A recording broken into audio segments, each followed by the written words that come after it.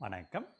Today we arrive at the fourth and the final of the great aids to Yoga Siddhi described by Sri Aurobindo, Kālam, Kāla or time. The four aids that we discussed, I just wanted to quickly put them together. Śāstra, the knowledge, the truth expressed in scripture or in teaching. The second one is Utsāha, the persistent effort of the seeker. The third one that we discussed, the last video that I uploaded, is Guru, the divine teacher who guides the yoga from within and without. Now, the fourth one, the fourth aid is Kālam. In Tamil, we call it, in Sanskrit, it's Kāla or time. At first glance, it may seem unusual that time is placed along knowledge, effort, and the Guru. Something that is tangible, something that we can do, knowledge we can create, that we can learn, effort we can put, and Guru we can look for. But time appears passive, something external to us. Yet Sri Aurobindo places it among the indispensable aids because the divine works through time.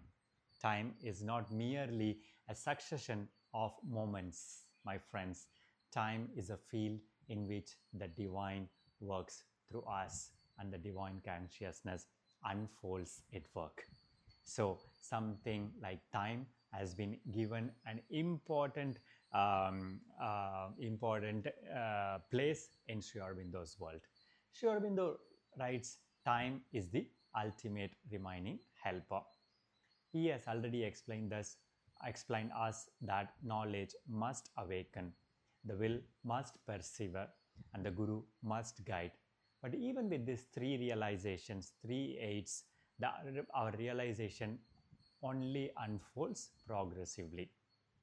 There is a rhythm to the spiritual growth that cannot be forced. And this is an important thing that I wanted to tell people. There is a rhythm to the spiritual growth that cannot be forced. Human mind, unfortunately, is impatient. It measures possible by visible change, immediate experiences. I see it in my yoga class, in the asana part, in the meditation part. People want to arrive, and people ask, why is realization taking so long? And we often ask ourselves, why it is so difficult, why it is not changing. But Sri Aurobindo invites us to look from another standpoint. Nature herself proceeds through gradual development, my friends. A seed does not become a tree in one day. Do you think that? A flower unfolds petal by petal, one by one. There is this gradual development. Every stage of us prepares us for the next stage. We always wanted to achieve the end destination and we don't want to follow any steps. But unfortunately, the yoga follows the same law. Through its movement, though its movement is often hidden from our surface awareness. Divinity is not simply producing experiences, my friends. The divine is transforming whole nature one by one by one in its own time. Our thoughts, emotions, vital impulses, habits, and even the body must gradually become capable of expressing a higher consciousness. Remember this. We must gradually become capable of expressing the higher consciousness. Such a transformation cannot be achieved by impatience. When I have students in my class asking for when can I do this, when I can do this, I'm like, you are already doing it. Showing up is of the yoga. And that is why Sri Aurobindo talks as time is not an obstacle, it becomes our collaborator. Time allows each realization to become well established. Time gives us space for purification. Time gives us space for enjoying that part of our journey. Time reveals to us hidden resistance that still need transformation. Time allows what has descended from above to be firmly grounded in the now. Without this gradual process, spiritual experiences may remain temporary flashes rather than permanent states. People say, oh, I achieved nirvana, I wanted to go back. because it is one of those jumps that but happens due to the divine's grace, the Guruji's blessings, and many of the places. But time allows us to ensure that it is a permanent state of consciousness. Sri Aurobindo also cautions us against misunderstanding the role of time. To say that realization requires time does not mean we become passive. The seeker must continue to study. The seeker must continue to aspire. The seeker must continue to surrender to the divine guidance. You should keep continuing. You should keep showing up. You should keep doing your sadhana. Time obviously supports these efforts. It is not a replacement. When I say that if I know that I get enlightenment in 5 years, I should not stop working now. I should do all the other 3 aids so that the 4th aid will descend upon us when the time is right. All the 4 aids, my friends, work together. Knowledge gives direction, effort gives movement, Guru gives the guidance, and time gives the necessary space and time for unfolding. However, I hope this is not too strong. I invite you to reflect upon. By the end of the class, we will also have a moment to reflect upon. Sri Aurobindo suggests that the divine wisdom knows the right moment for every moment. Our impatience comes from seeing only the present moment. It comes to us from a place of desire. It comes from a place of aversion. It comes from a place of affinity. What appears to us as delay may actually be a preparation. And most of us know something that was we thought that was very bad. After a few years, it turned out to be one of the best things that has ever happened to us.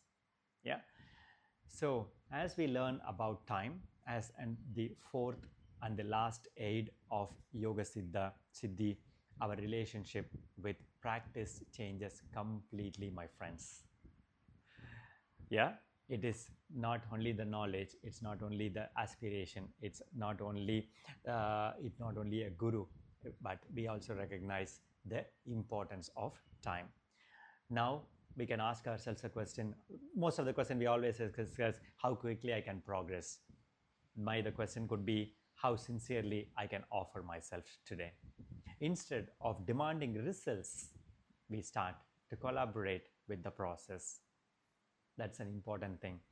The process is the important. The road, the path is important, and the destination, the means and methods are important to achieve the end. Sri Aurobindo is not the pursuit of isolated experiences. It is the progressive transformation and evolution of the entire being. This transformation requires endurance, it requires perseverance, and above all, it requires confidence in the divine working through time. Let us close this discussion with a minute of silence. You are welcome to gently close your eyes and reflect upon the final aid of Yoga Siddhi Kāla, the divine time.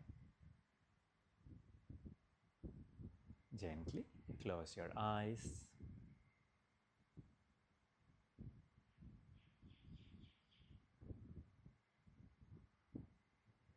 I invite you to ask yourself a question. Can I continue my practice without anxiety about results?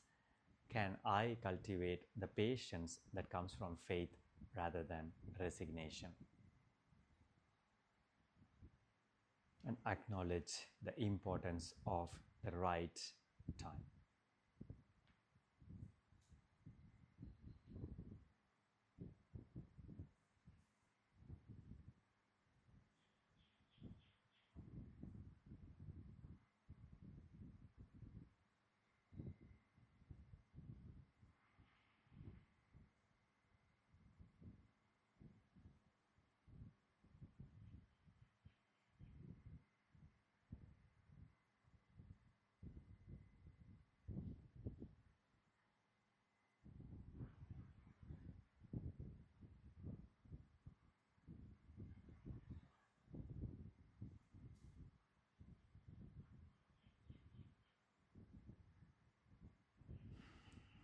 Bringing our hands in Anjali Mudra.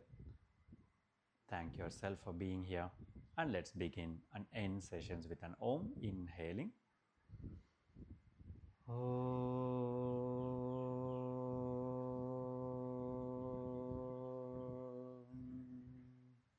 Bringing the hands to the third eye, the seat of intuition between your eyebrows, bringing the hands to the level of our heart. Thank you, my friends. Let's use all the 4 aids that Sri Aurobindo talks about to achieve the Yoga Siddhi of our sadhana, which is the evolution of our true self. Nandri, Vanakkam.